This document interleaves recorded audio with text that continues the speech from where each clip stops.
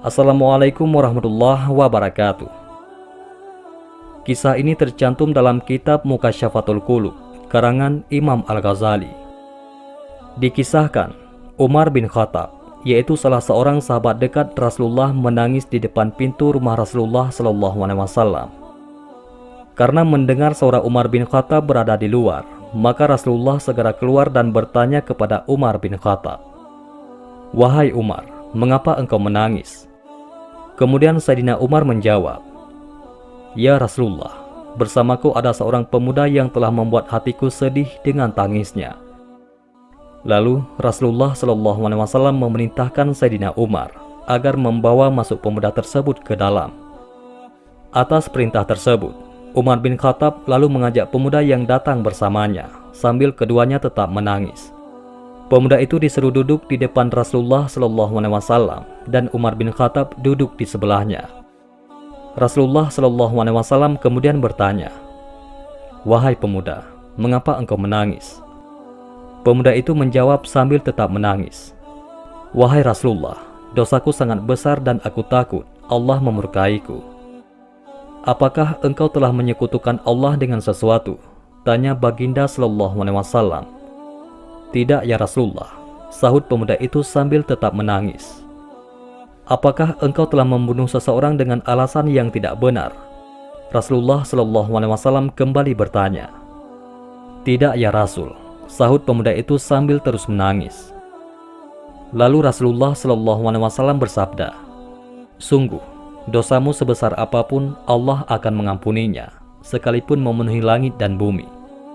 "Sungguh, dosaku lebih besar dari itu ya Rasul," sahut pemuda tersebut. "Apakah dosamu melebihi Arash?" "Besar mana dengan Arash?" tanya Baginda SAW. "Dosaku sangat besar ya Rasulullah." "Lalu besar mana dosamu dengan keagungan, ampunan dan rahman Allah?" tanya Rasulullah SAW. "Tentu keagungan, ampunan dan rahman Allah lebih besar.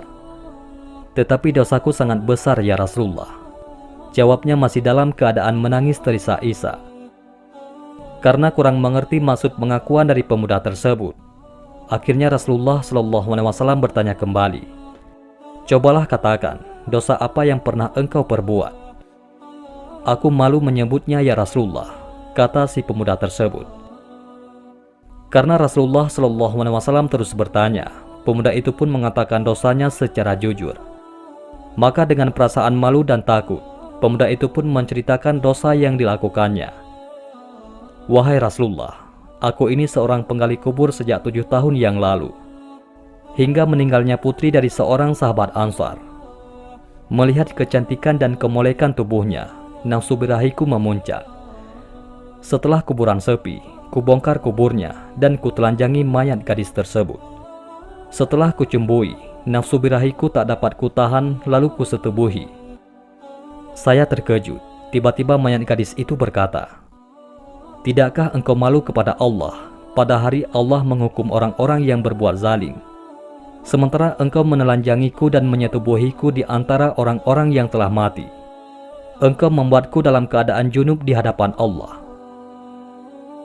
Mendengar pengakuan dari si pemuda itu, Rasulullah SAW segera bangkit berdiri dan meninggalkannya seraya berseru, "Hai pemuda fasik, pergilah, jangan engkau dekati aku. Nerakalah tempatmu kelak." Pemuda itu pun segera keluar meninggalkan rumah Rasulullah SAW sambil menangis. Ia berjalan dengan arah tak menentu keluar dari kampung. Sampailah ia di padang pasir yang luas lagi panas. 7 hari lamanya ia tidak makan dan minum karena penyesalan dan kesedihan yang sangat mendalam, hingga lemahlah keadaan tubuhnya. Tak kuasa lagi berjalan, lalu kemudian jatuh tersungkur di tempat tersebut. Di atas pasir, ia bersujud kepada Allah, lalu berdoa dan memohon ampunannya dalam tangisnya. "Ya Allah, aku adalah hamba-Mu yang telah berbuat dosa besar. Sekarang aku datang ke pintu-Mu, agar Engkau berkenan menjadi penolongku di sisi kekasih-Mu. Sungguh, Engkau maha pemurah kepada hamba-hamba-Mu, dan tiada tersisa harapanku kecuali kepadamu. Ya Allah, sudilah menerima kehadiranku. Kalau tidak, datangkanlah api dari sisimu. dan bakarlah tubuhku dengan apimu di dunia ini, daripada engkau bakar tubuhku di akhirat nanti. Setelah itu, malaikat Jibril alaihissalam datang kepada Rasulullah SAW usai menyampaikan salam dari Allah. Jibril alaihissalam berkata, "Wahai Muhammad, Allah subhanahu wa ta'ala bertanya kepadamu, apakah engkau yang menciptakan makhluk? Bahkan dialah yang menciptakan diriku dan mereka." Jawab Rasulullah SAW. "Apakah engkau yang memberi rezeki kepada mereka?" tanya Jibril alaihissalam. Rasulullah SAW menjawab, "Bahkan dia memberi rezeki kepadaku dan mereka." "Apakah engkau menerima taubat mereka?"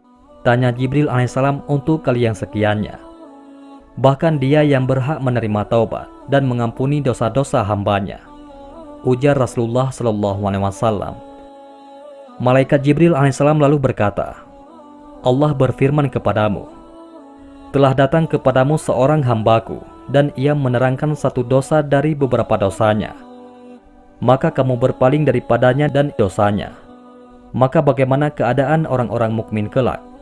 Apabila mereka datang dengan dosa yang banyak lagi besar, ibarat gunung yang besar. Engkau adalah utusanku yang aku utus sebagai rahmat untuk seluruh alam.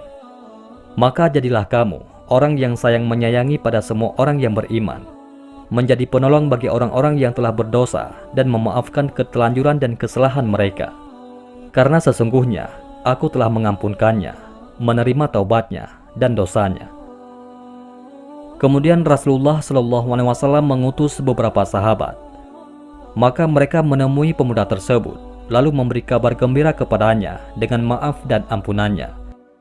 Lalu mereka membawa pemuda tersebut berjumpa dengan Rasulullah, yang mana ketika itu beliau sedang menunaikan sholat maghrib, dan mereka pun bermakmum di belakangnya. Ketika Rasulullah SAW membaca surah Al-Fatihah yang dilanjutkan dengan surah At-Takatsur, sampai baginda membaca hatta zurtumul maqabir, maka berteriaklah pemuda itu dengan keras lalu langsung jatuh. Ketika selesai sholat, mereka dapati pemuda itu telah meninggal dunia. Mudah-mudahan Allah menerima taubatnya. Wallahu a'lam bishawab. Mudah-mudahan ini semua bermanfaat. Assalamualaikum warahmatullahi wabarakatuh.